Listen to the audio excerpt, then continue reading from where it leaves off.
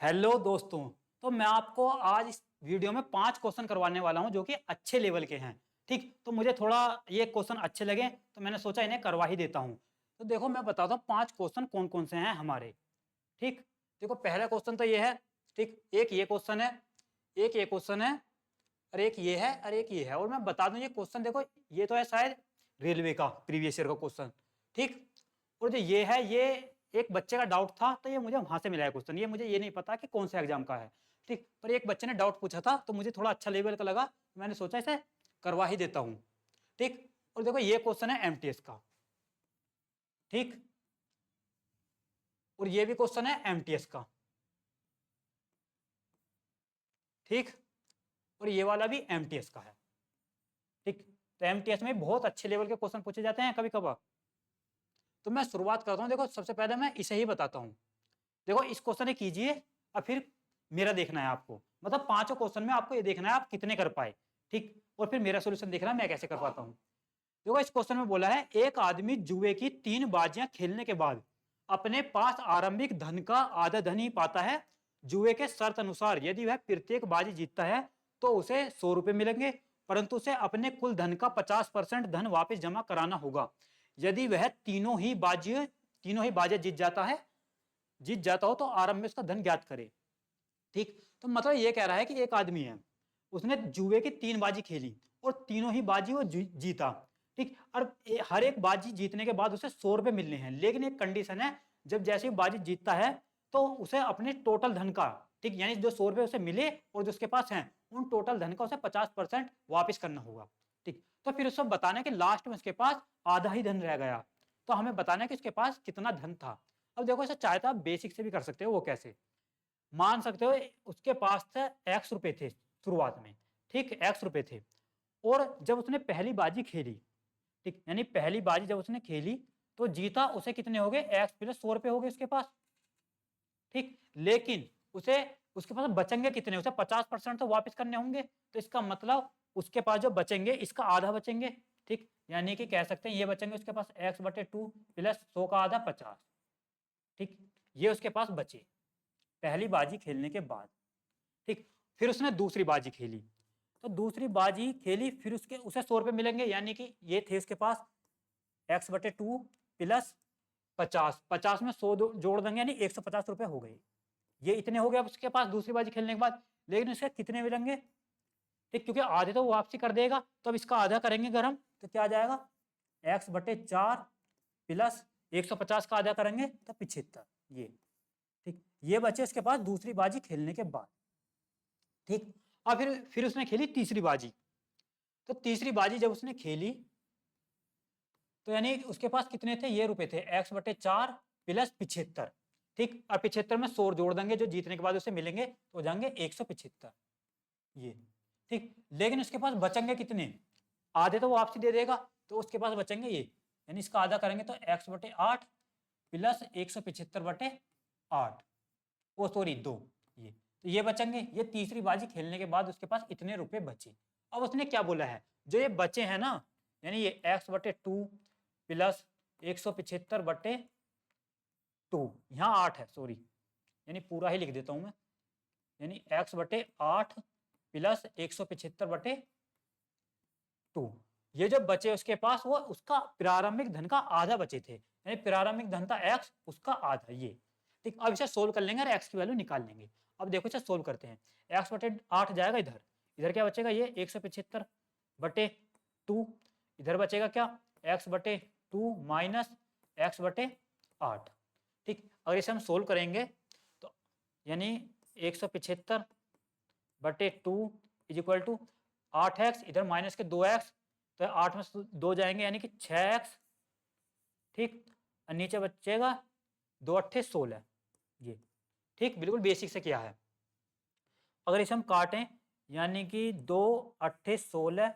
ठीक, इसे काटेंगे अगर हम, यहाँ 4 दूनी 8 और यहाँ आ जाएगा 3 दूनी 6, तो क्या बचेगा इधर, यानी 175 बचा इधर तो खाली, इधर बचा 3x/4। ठीक, 4 जाएगा मल्टीप्लाई में, 3 आ जाएगा नीचे, यानी कि 4 के जब 175 में मल्टीप्लाई करेंगे तो 4×5 = 20 की 0 हासिल 2। ठीक, और 4 सत्ते 28, 2 30 की 0 हासिल 3, 4 एकम 4 और 3 7 और 3 आ जाएगा नीचे, तो ये हो जाएगा 700/3 इक्वल टू एक्स। तो हमारे पास ये आ गया प्रारंभिक धन कितना था, 700/3 था, जो कि दिया है हमें ऑप्शन सी में, यानी कि ऑप्शन सी हमारा सही था। तो आप ऐसे कर सकते हैं।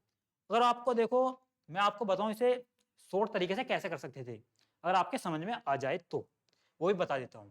जैसे हमारे पास x रुपए थे, ठीक, तो हर एक बाजी के बाद उसके आधे होते चले जाएंगे, मैंने पहली बाजी जो खेलेगा वो, तो उसके बाद ये बचेंगे x/2, फिर बचेंगे x/4, ठीक, और फिर बचेंगे उसके पास ये x/8, तो ये तो बचेंगे उसके जो उसके पास जो धन था उसका, ठीक। और उसके पास जो जैसा उसे जीतने पर हर एक बाजी 100 रुपए मिल रहे थे, ठीक, तो यहाँ बचते उसके पास 50 पहली बाजी खेलने के बाद, ठीक, और दूसरी बाजी खेलने के बाद उसके पास बचते कितने 25, ठीक, और जो तीसरी बाजी है ये, ठीक, और 50 जो उसे 100 रुपए मिलेंगे उसके, ठीक, यहाँ 25 का आधा करेंगे इसके पास ये बचेंगे, ठीक, प्लस इसका आधा करेंगे 25 और उसके पास 50 वो भी बचेंगे जो उसके पास 100 रुपए मिलेंगे, और इन्हें जोड़ेंगे तो वो आ जाएगा क्या हमारे x/8 प्लस 25 50 और 12.5 हो जाएंगे हमारे पास 75 और 12.5 यानी 87.5, ये तो ये आ गया। इसे हम आधा कर सकते हैं यानी x/2 का, तो इसे सोल्व करके अब भी हमारा क्या आ जाएगा 700/3। तो आप ऐसे भी कर सकते थे डायरेक्ट। अब देखो नेक्स्ट क्वेश्चन करवाता हूं, देखो नेक्स्ट क्वेश्चन है ये, चलो इसे कीजिए पहले, ये भी बेहतर लेवल का क्वेश्चन है। देखो इसके भी दो तरीके हैं करने के, लेकिन इसका जो बेस्ट तरीका है वो है ऑप्शन को देखकर करना, ठीक, ऑप्शन की हेल्प लेकर। अगर आप इसे बेसिक से करने बैठेंगे ना बहुत टाइम लग जाएगा, लेकिन मैं दोनों ही तरीके बताऊंगा आपको।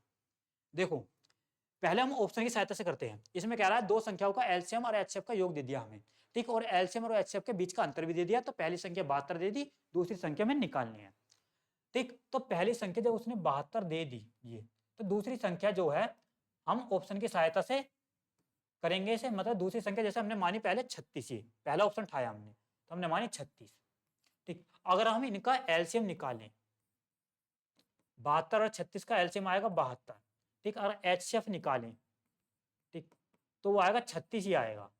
अब इन्हें अगर जोड़ दें, ठीक, 6 2 8 7 3 10, ये तो 108 आ गया, लेकिन एलसीएम और एचसीएफ का योग तो 168 दिया था, तो इसका मतलब हमारा ये ऑप्शन गलत है, ठीक। अब हम दूसरा ऑप्शन उठाएंगे, ठीक, दूसरा ऑप्शन हमने लिया 12, अब इसे देखते हैं ठीक है कि नहीं, ठीक। तो एलसीएम 72 12 का क्या हो जाएगा 72 ही जाएगा, और एचसीएफ क्या हो जाएगा 12, और इन्हें जोड़ेगा हम 2 और 2 4 7 और 1 8 84, तो ये भी नहीं है 84, तो इसका मतलब ऑप्शन जो बी है हमारा ये भी गलत है, ठीक।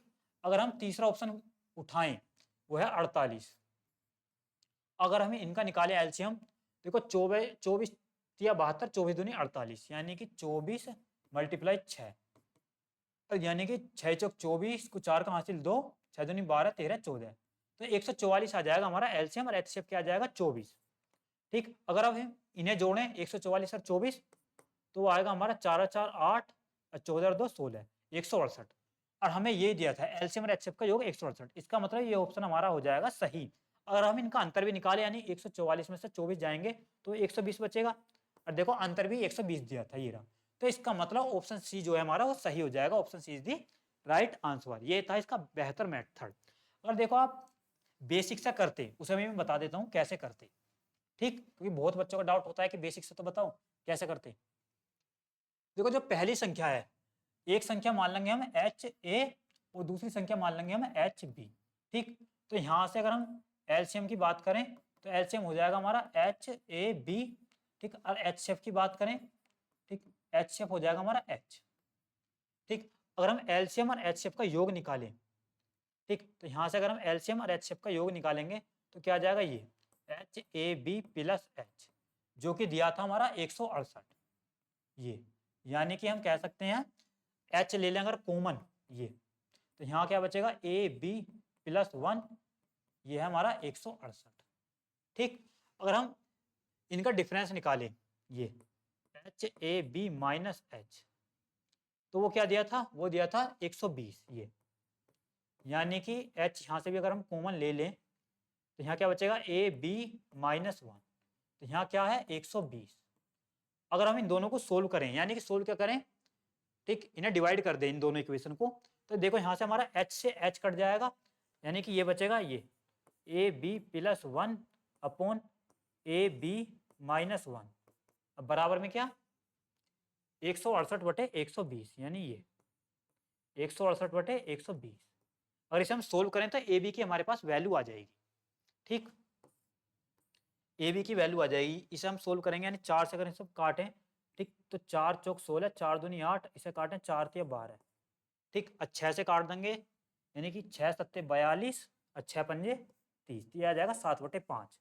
इधर क्या है A B plus 1 A B minus 1 is equal to, अब इसे सोल्व करेंगे, यानी कि इधर 5 ए बी इधर 7 ए बी, ठीक, 5 में 7 यानी 7 में से 5 जाएगा, तो इधर बचेगा हमारा 2 ए बी, ये ठीक, इधर क्या बचेगा, यानी 5 एकम 5 और 7 एकम 7, 7 इधर आएगा तो 7 5 12, ठीक, तो इधर आ जाएगा हमारा 12, 2 से जब इसे काटेंगे 6 बार, तो यानी कि ए बी जो आ गया हमारा आ गया 6, ठीक, ए बी आ गया हमारा 6, और ए बी क्या है हमारा कोप्राइम है, इस बात का भी ध्यान रखना, क्योंकि हमने जो संख्या जो मानी थी वो इस प्रकार मानी थी एच ए और एच बी, तो इसका मतलब एच तो हमारा कॉमन था जो कि हमारा एच शिफ्ट हो जाएगा, और ए बी क्या हमारे कोप्राइम है। ठीक, और हमें पहली संख्या दी थी, जैसे पहली संख्या हमें क्या दी थी, एच ए की हमें वैल्यू दी है, पहली संख्या दी थी हमें ये 72, कोई भी संख्या मान सकते हैं, एच ए या एच बी, हमें ये दी है 72। अब देखो जब हमारे पास ए बी की वैल्यू आ गई, अगर हम इसमें पुट करके किसी में भी यहाँ पुट कर दें यहाँ पुट कर दें, तो वहां से एच की वैल्यू आ जाएगी। अगर हम मानो यहीं पुट कर रहा हूँ मैं, ए बी की वैल्यू है 6, 6 में से एक जाएगा 5, 5 जाएगा इसके नीचे 120 के, तो इसे काटेंगे 24 पंजे 120, तो एच की वैल्यू क्या आ जाएगी 24। ठीक, एच की वैल्यू क्या आ गई हमारे पास 24। जब एच की वैल्यू 24 आ गई और इसमें हम पुट कर दें एच की वैल्यू, ठीक, यानी कि ए की वैल्यू क्या आ जाएगी, यानी कि 72/24, यानी 24 थी 72, तो ए की वैल्यू क्या आ गई 3। जब ए की वैल्यू 3 आ गई और इसमें पुट करेंगे, ठीक, तो यहाँ 3 रख देंगे, 3 पुट जाएगा नीचे, 3 दूनी 6, तो यहाँ से आ जाएगी बी की वैल्यू 2। बस अब हो गया सोल्व। ठीक, अब कर सकते हैं कैसे, यानी कि दूसरी संख्या क्या थी हमारी एच बी, ये निकालना था, एच क्या हमारे पास 24 आ गया था, अरे बी हमारे पास 2 आया, तो 24 दूनी 48, ये रहा, ये है इसका बेसिक मेथड। ठीक, तो कितना लंबा है कितना लॉन्ग है, ठीक, तो हमें ऑप्शन की सहायता से करना था ये क्वेश्चन, ये एग्जाम में क्वेश्चन इस तरीके से नहीं करना, ये तो बहुत टाइम ले जाएगा हमारा। अब देखो, अब नेक्स्ट क्वेश्चन है हमारा ये, तो ये भी बेहतरीन क्वेश्चन है, कीजिए एक बार खुद, ठीक, आप पे होता है क्या नहीं। अब देखो एमटीएस का क्वेश्चन है ये, एमटीएस में देखो कितने खतरनाक खतरनाक क्वेश्चन आते हैं, कहने को वो ठीक लेवल 1 की जॉब है। अब देखो इस क्वेश्चन में बोला था 5 एथलीटों का क्रमागत रूप से वजन लिया जाता है और प्रत्येक माप के बाद उनके औसत वजन की गणना की जाती है। यदि हर बार औसत वजन 1.5 किलोग्राम बढ़ जाता है तो अंतिम खिलाड़ी पहले खिलाड़ी की तुलना में कितना भारी है। मतलब ये कह रहा है कि 5 एथलीट हैं, 5 एथलीट हैं, ए, ठीक, बी और सी और डी और ई, ये मान लिया हमने 5 एथलीट ये रहे। ठीक,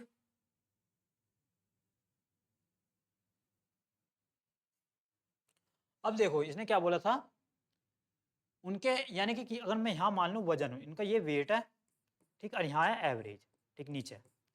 अब इसने क्या बोला है,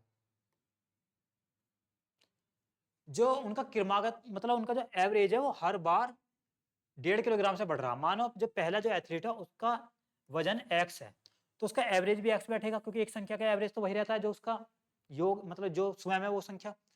अब देखो हर बार एवरेज कितना बढ़ रहा है, 1.5 किलोग्राम से बढ़ रहा, यानी कि एवरेज हर बार कितना बढ़ रहा है, 1.5 किलोग्राम से बढ़ रहा।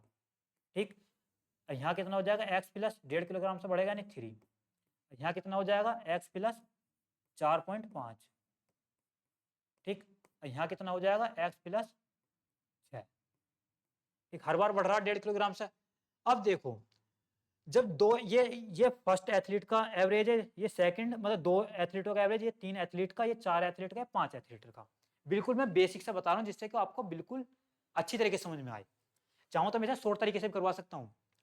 अब देखो जब 2 एथलीट का एवरेज इतना है, अगर हम 2 एथलीट की योग निकालें तो इसमें 2 की मल्टीप्लाई हो जाएगा, ये हो जाएगा योग 2x प्लस 3, ये जब 2 एथलीटों का योग ये है अरे एक एथलीट ये है, अगर मैं इसमें से घटा दूं तो दूसरा एथलीट का वजन आ जाएगा।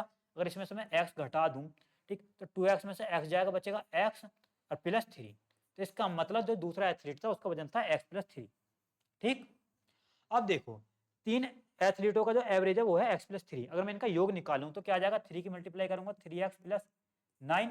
ठीक, और जो 2 एथलीट है उनका योग दे रखा है ये x और x+3, अगर इन्हें जोड़ दें तो आएगा 2x+3। अगर मैं इसमें से 2x+3, ठीक, अगर मैं इन्हें घटा दूं तो तीसरे एथलीट का वजन आ जाएगा, यानी 3x में से 2x जाएगा, बचेगा x, और 9 में से, ठीक, 3 2x+3 यही था ना, 9 में से 3 जाएगा तो यहाँ बचेगा, हाँ 9 में से 3 जाएगा तो 6 बचेगा ना। ठीक है, तो ये बचा तीसरे एथलीट का वजन। तो आप देख सकते हैं इसी प्रकार हमारा बनता चला जाएगा। यहाँ x है, यहाँ x+3 है, ठीक, यहाँ x+6 है, जो चौथे एथलीट का वजन आएगा वो आएगा x+9, 3 बढ़ रहा है, और पांचवा जो एथलीट है उसका वजन आएगा x+12। ठीक, और हमसे यही पूछा था क्या डिफरेंस, यानी कि इसका वजन और जो लास्ट वाला जो एथलीट था उसके वजन का डिफरेंस पूछा है, जो कि 12 है। ठीक, ये रहा इनका अंतर, यानी कि ऑप्शन डी हमारा सही हो जाएगा। तो यह है इसका बिल्कुल बेसिक वाला मेथड, ऐसे करना था ये क्वेश्चन। ठीक, तो आप सिंपल सा देख सकते हैं, मतलब हर बार 3 एवरेज बढ़ रहा है हर बार।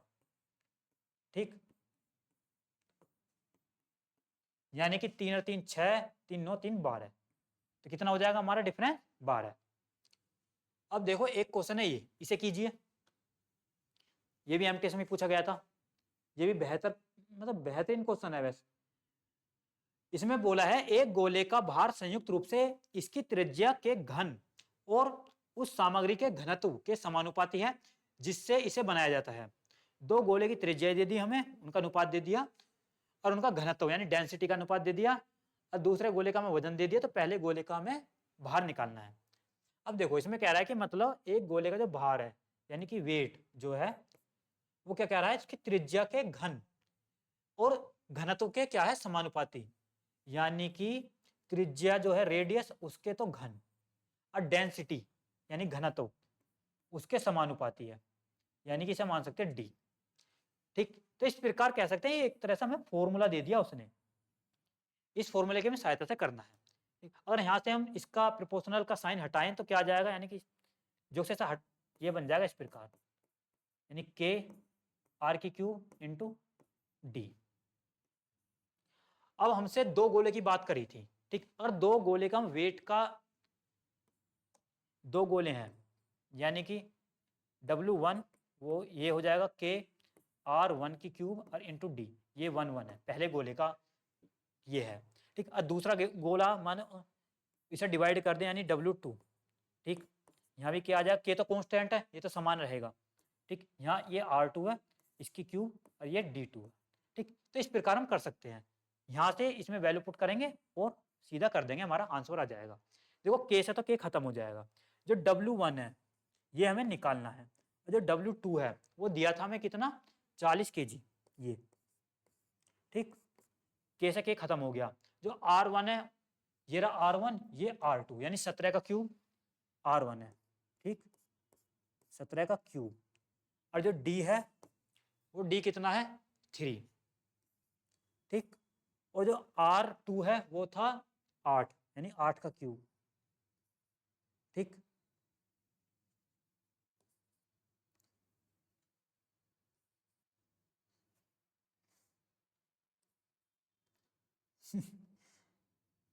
आठ का क्यूब मल्टीप्लाई, ठीक, और हमें इसका डेंसिटी दी थी 4, बस इसे सोल्व कर लेंगे और हमारा आंसर आ जाएगा। अब देखो इसे सोल्व करते हैं। 17 का क्यूब क्या होता है, यानी 2 8 9, 17 निम्मा 153 को 3 का हासिल 15, 17 अट्ठे 136, और 15 151, 17 दूनी 34 यानी 49 13। ठीक, तो क्या होता है 49 13, यानी कि यहाँ था W1 या अपॉन 40, यहाँ आ गया 49 13 मल्टीप्लाई 3 और अपॉन 8, यहाँ था 8 की क्यूब यानी 8 मल्टीप्लाई 8 अट्ठे 64, ऐसा लिख सकते हैं, और यहाँ था 4। अब इसे सोल्व करेंगे, देखो 8 से करेंगे, 8 पंजे 40, 5 पहुंच जाएगा इधर, यानी जो W1 है हमारा क्या आ जाएगा, ये 49 13 मल्टीप्लाई 3, ठीक। और नीचे क्या है, 5 भी पहुंच गया इधर, नीचे बचा 64 मल्टीप्लाई 4। अब ये कैलकुलेशन है बस, और कुछ नहीं। अब इस कैलकुलेशन को हमें सोल्व करना है, ठीक। 5 थे 15, 15 के अगर इसमें मल्टीप्लाई करेंगे तो 15 थी 45, 5 का हासिल 4, ठीक। 15 कम 15 4, 19 को 9 का हासिल 1, 15 निम्मा 135 और 1 136 को हासिल 13, 15 चौका 60 और 13 73, ये ठीक। और नीचे क्या, 4 चौक 16 को 6 का हासिल 1, 4 6 24 और 1 25, 256, ठीक। ये तो कैलकुलेशन थोड़ी हाई लेवल की आ गई। चलो जब भी करते हैं सोल्व, पहले ऑप्शन देखते हैं। देखो ऑप्शन, देखो पॉइंटों में आएगा हमारा आंसर, क्योंकि ऊपर विषम संख्या यूनिट डिजिट, नीचे समय, तो पॉइंटों में तो हमारा आंसर आएगा। इसका मतलब देखो ये नहीं हो सकता, ये नहीं हो सकता, इन दोनों में से होएगा। अब देखो हम 256 दूनी यानी 2 बार जाएगा, सिंपल सी बात है, 256 2 बार जाएगा, एक बार नहीं जाएगा, 2 बार जाएगा। और देखिए ऑप्शन में एक ही दिया है, 287, यानी कि शुरू में 2 किसके आ रहा है, ये, तो इसका मतलब हमारा यही आएगा 287.87, यही आएगा 287.87, ठीक। तो इसका मतलब option B is the right answer, जो ऑप्शन बी हमारा सही है। तो देख सकते हैं बेहतरीन क्वेश्चन था, मतलब लास्ट में इसमें कैलकुलेशन भी थोड़ी ठीक लेवल की दे दी। अब जो हमारा क्वेश्चन है एक ये भी मतलब वैसे तो ज्यादा हार्ड क्वेश्चन नहीं है, ठीक। तो कीजिए इसे, एक बार खुद करके देखो। देखो इसमें कह रहा है कि एक पुलिसकर्मी एक चोर को 300 मीटर की दूरी से देखता है। पुलिसकर्मी 10 किलोमीटर प्रति घंटा की चाल से चोर का पीछा करता है और 11 किलोमीटर प्रति की चाल से भाग रहा। मतलब ये कह रहा है कि पुलिसकर्मी की चाल दी मैं 10 किलोमीटर प्रति घंटा, ठीक, और चोर की दे दी 11 किलोमीटर प्रति घंटा। तो 12 मिनट के बाद उनके बीच की दूरी बतानी है। मतलब ये कह रहा है कि 300 मीटर की क्या है डिस्टेंस, ठीक। यहां पुलिस है, यहां चोर है, यानी थीव। पुलिस को जो स्पीड दिया वो है 10 किलोमीटर प्रति घंटा, ये, और जो चोर की स्पीड दिया वो दिया 11 किलोमीटर प्रति घंटा, ठीक। अब देखो कह रहा है कि 12 मिनट बाद उनके बीच का डिस्टेंस क्या है। अब देखो सिंपल सी बात है, पुलिस की स्पीड कम है और चोर की ज्यादा है, तो ये सब पकड़ तो ये कभी नहीं पाएगा, बल्कि इनके बीच का डिस्टेंस बढ़ता ही चला जाएगा, क्योंकि ये तो ज्यादा तेज भागेगा, ये कम तेज, ठीक। तो अब सिंपल सी बात है, मतलब अगर मैं एक बात बिल्कुल बेसिक से बता रहा हूँ जिससे कि आपको समझ में आ जाए। मानो एक पॉइंट है कोई, अगर इन्हें एक ही टाइम से दोनों को भगाया जाए, ठीक, दोनों को भगाया जाए एक ही तरफ, चोर और पुलिस को, तो जो 1 घंटे बाद, यानी कि जैसे पुलिस की स्पीड 10 किलोमीटर प्रति घंटा है, तो 1 घंटे बाद जो पुलिस है वो 10 किलोमीटर पहुंच जाएगा, 1 घंटे बाद। और जो चोर है वो 1 घंटे बाद कहां पहुंच जाएगा, 11 किलोमीटर दूर, ठीक। तो इसका मतलब जो चोर है 1 किलोमीटर आगे निकल गया 1 घंटे में। तो हम कह सकते हैं क्या, यानी 1 घंटे में, यानी आवर, 1 किलोमीटर का गैप है 1 घंटे में। अगर मैं यानी कह सकते हैं इसे 60 मिनट, अगर मैं इसे मिनट में कन्वर्ट कर दूं तो 1 किलोमीटर को अगर मैं मीटर में कन्वर्ट कर दूं यानी 1000 मीटर का गैप है। यहां से अगर हम 12 मिनट निकालें, ठीक, अगर मैं इसे 12 मिनट बोला ना, 5 से इसे डिवाइड कर दूं, 5 से इसे डिवाइड कर दूं, ठीक, तो क्या आ जाएगा हमारा, यानी कि यहां जाएगा 12 मिनट, यहां जाएगा हम 5 से इसे डिवाइड करेंगे, 5 दूनी 10 यानी 200 मीटर। तो कह सकते हैं हम क्या, यानी 12 मिनट में उनके बीच का डिस्टेंस कितना है, 200 मीटर, ठीक। और हमसे क्या पूछा था, 12 मिनट के बाद उनके बीच का डिस्टेंस ही पूछा था। तो 12 मिनट में 200 मीटर तो उनके बीच का डिस्टेंस था ही, लेकिन 300 मीटर ऑलरेडी पहले ही था। तो इसका मतलब जो जो डिस्टेंस हो जाएगा 300 और 200 500, यानी कि ऑप्शन ए। तो हम जो 12 मिनट बाद उनके बीच की दूरी क्या हो जाएगी, 500 मीटर। लेकिन अगर जैसे इसमें ऑप्शन दिए हैं ना, मैं आपको बता दूं, इस ऑप्शन जैसे जिस प्रकार ऑप्शन बनाए हैं इसे सोल्व करने की जरूरत नहीं थी। वो कैसे, क्योंकि सिंपल सी बात है, इनके बीच का डिस्टेंस है वो बढ़ेगा, तो बढ़ेगा तो 300 से ज्यादा ही आएगा ना, कम तो आएगा नहीं। और 300 से ज्यादा एक ही ऑप्शन दिया है वो 500, यानी कि ये भी नहीं हो सकता, ये भी नहीं हो सकता और ये भी नहीं हो सकता। तो आप चाहें तो इसे ऑप्शन से ही कर सकते थे बिना कलम चलाए। लेकिन अगर ऑप्शन इस प्रकार दे देता है, यहाँ 600 दे दिया, ठीक, यहाँ 700 दे दिया, यहाँ 800 दे दिया, जब हमें करना ही पड़ता, ठीक। और थोड़ा सा अगर मैं इसी क्वेश्चन में ट्विस्ट डालूं, अगर इसमें थोड़ा सा उल्टा कर देता, मान लो इसकी स्पीड 11 किलोमीटर प्रति घंटा होती और चोर की होती 10, जब पूछता, जब क्या आता, ठीक, देखो मैं बताता हूँ, आता तो इतने नहीं, 12 मिनट का जो गैप है 200 मीटर, 12 मिनट में जो उनका गैप है 200 मीटर फिल हो जाता जब, यानी कि 12 मिनट में वो 200 मीटर कम कर रहे हैं अपने गैप को। अगर मानो इसकी स्पीड 11 होती और इसकी 10 होती, तो जब क्या होता, 12 मिनट में वो 200 मीटर जो है डिस्टेंस कवर कर रहे हैं, मतलब कम कर रहे हैं वो, तो कम कर रहे हैं।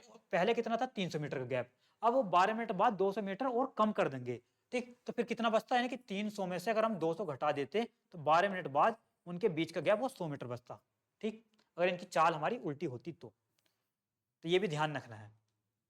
तो दोस्तों यही थे कुछ क्वेश्चन हमारे जो कि थोड़े बेहतरीन लेवल के थे, और आप कमेंट सेक्शन में बताना कि आप कितने क्वेश्चन इनमें से कर पाए, ठीक। तो मिलते हैं नेक्स्ट वीडियो में। और मैं आपको बता दूं, जैसे अभी एनटीपीसी के एग्जाम स्टार्ट होने वाले हैं, तो उनके लिए मैं मैथ की प्रैक्टिस सेट भी करवा रहा हूं, तो आप प्रैक्टिस सेट भी कीजिए अगर आपका एग्जाम है तो, ठीक, क्योंकि बहुत ज्यादा जरूरी है इस टाइम, एक प्रैक्टिस सेट तो डेली ही लगाओ आप, ठीक। तो मिलते हैं नेक्स्ट वीडियो में, थैंक यू।